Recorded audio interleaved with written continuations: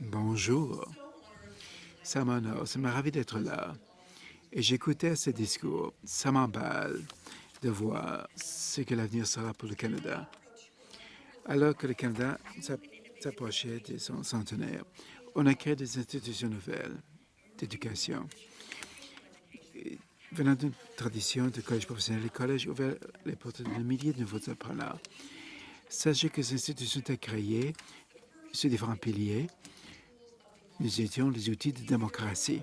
Nous devions ouvrir les portes des milliers d'apprenants pour qui l'université n'est pas une option, dont le statut socio-économique ne permettait pas d'avoir accès aux études postsecondaires.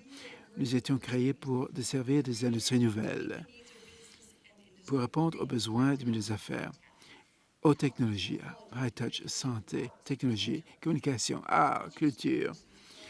Beaucoup a changé depuis la création des collèges. Les buts d'inclusion socio-économique rendent notre travail plus pertinent aujourd'hui. Ça explique pourquoi notre travail est demandé dans des pays à travers le monde. Nous offrons une démarche complète à l'apprentissage. Nous éduquons dans différentes disciplines. Nous menons des recherches appliquées dynamiques. Nous offrons des grades et diplômes. Nous avons une base étudiantine qui évolue.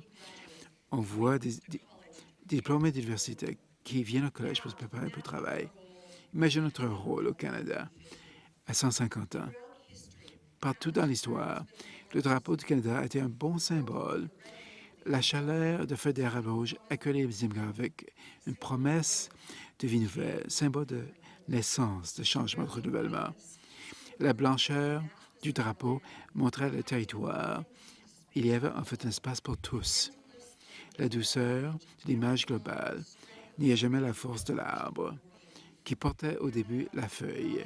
Le Canada sauvage, libre, accueillant, paisible, déterminé. Un voisin pacifique pour le voisin de l'Ouest.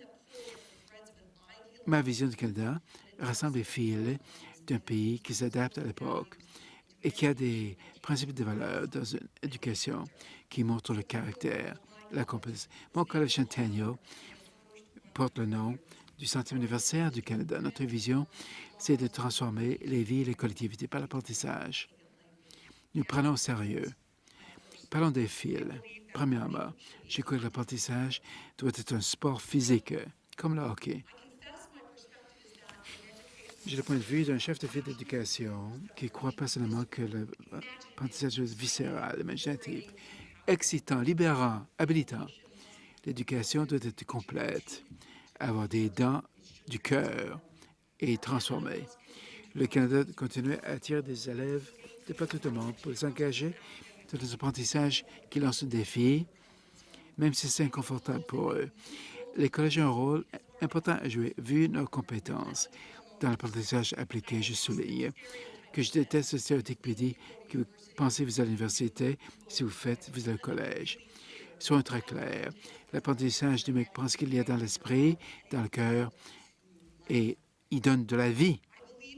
Je crois que les collèges forment pour les effectifs de travail. Mais nous le faisons d'une façon libérante. Ce n'est pas créer un ghetto.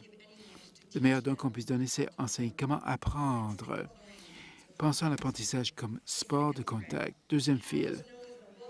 Le Canada est connu comme étant un endroit multiculturel, accueillant, comme on l'a dit très bien ce matin. On va bien au-delà de la tolérance. On comprend. Chez nous, nous sommes menés par les paroles de Gandhi, pour le changement que nous voyons voir au monde. Et le monde est un état intéressant, avec quelques dualités intéressantes. Nous sommes émerveillés par l'humanité, choqués par le manque d'humanité. Nous célébrons la paix alors que nous menons la guerre. Nous avons de grands éloges pour la réalisation humaine, alors que nous exprimons l'étonnement et la terreur face à la violence potentielle. Nous célébrons l'avancement des femmes. Mais le viol devient outil de guerre et les filles sont assassinées pour le crime d'aller à l'école. On peut dire que les besoins du monde exigent des voies puissantes et des solutions pratiques. L'éducation élémentaire offre aux élèves d'une autre façon de s'engager, de contester. On parle beaucoup de manque de compétences au pays. Mais mettons le leadership en haut de cette liste. L'éducation n'est pas transactionnelle, c'est plutôt transformatif. Un des grands dons de l'éducation transformative, c'est que ça ouvre les yeux, ça donne une voix, surtout des collèges comme le mien. Nous mettons l'accent sur la notion de citoyenneté mondiale. Nous exposons les naïfs aux complexités du monde. En ce faisant, nous leur montrons non seulement qu'ils doivent aider, mais qu'en fait, qu'ils ont le pouvoir d'agir. Dans un monde qui évolue sans cesse, il n'y a aucun doute qu'il faut de l'éducation, des pays pauvres aux pays plus riches. On reconnaît qu'apprendre pour gagner sa vie est nécessaire. Mais comment apprendre ce que nous apprenons? Qui a le droit d'accès? Voilà des questions importantes. La question plane sur des pays, des citoyens, comme des nuages noirs. Certains peuvent sortir, transpercer, et d'autres sont étouffés. Nous pouvons être fiers de notre participation aux études postsecondaires au Canada, mais faisons plus. Nous pouvons éduquer non seulement avec le but important de changer les particuliers, mais plutôt en espérant d'avoir le particulier habilité à changer le monde ou sa partie du monde. Chez Centennial, nous avons l'expérience d'apprentissage. Nous avons la tradition d'apprentissage appliqué à un endroit nouveau. Nous créons des résultats pour chaque étudiant, des résultats d'apprentissage pour chaque étudiant. Et Société mondiale justice sociale, nos journalistes, nos animateurs, nos infirmières, nos mécaniciens automobiles ont tous ces dialogues. Le Canada est bien connu pour l'inclusion, ciblant la possibilité de catalyser des solutions aux problèmes urgents du monde. Des diplômés qui veulent profondément contribuer à la société et engager le monde. Sauf le meilleur espoir, ici et à l'étranger. Le troisième fil emploie la technologie comme portail vers l'inclusion socio-économique. C'est vrai que la technologie modifie notre monde. Nous écrivions des longues lettres autrefois de temps. Il est dépensé de 40 mots. On passe de la cuisine à la station spatiale, la criminologie au laboratoire, des marques des doigts à l'ADN. Ça se trouve dans tous les aspects de la vie moderne. Il y a une application pour tout. La technologie a transformé la notion du savoir. Autrefois, le savoir, c'était le pouvoir, mais des moteurs de recherche rendent les données accessibles. Toute personne avec Internet peut vous donner les faits sur n'importe quoi. C'est formidable. Nous pouvons voir le musée de l'Holocauste, peut-être des galeries d'art. Le monde s'ouvre, mais sans les aptitudes qui nous montrent comment interpréter, interroger, analyser, à dénoncer les erreurs. Nous n'aurons que visiter sans apprendre. La technologie doit permettre l'apprentissage, mais avec interaction humaine, intervention humaine.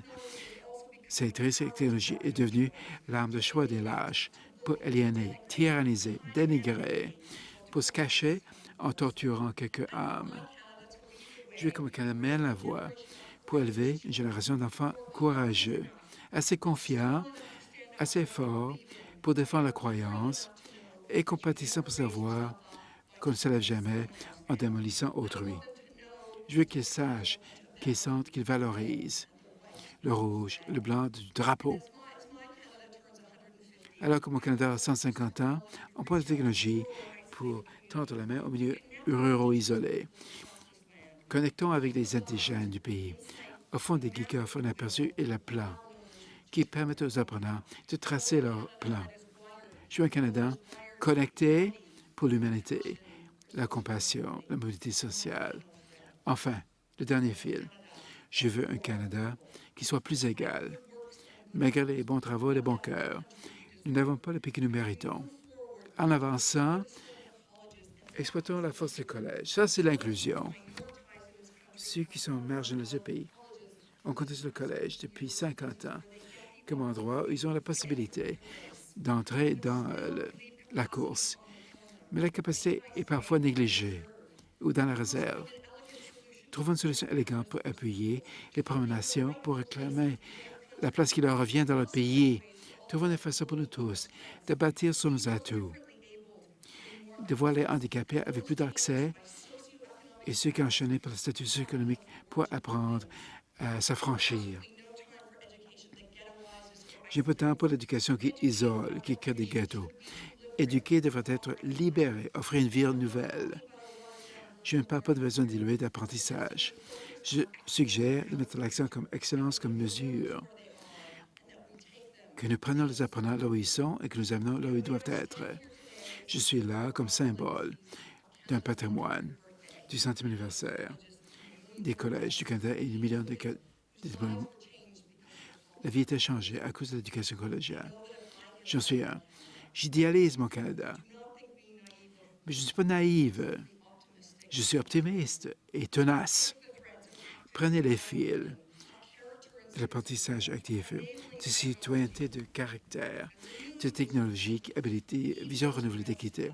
Rassemblez ces fils et voyez ce qui arrivera.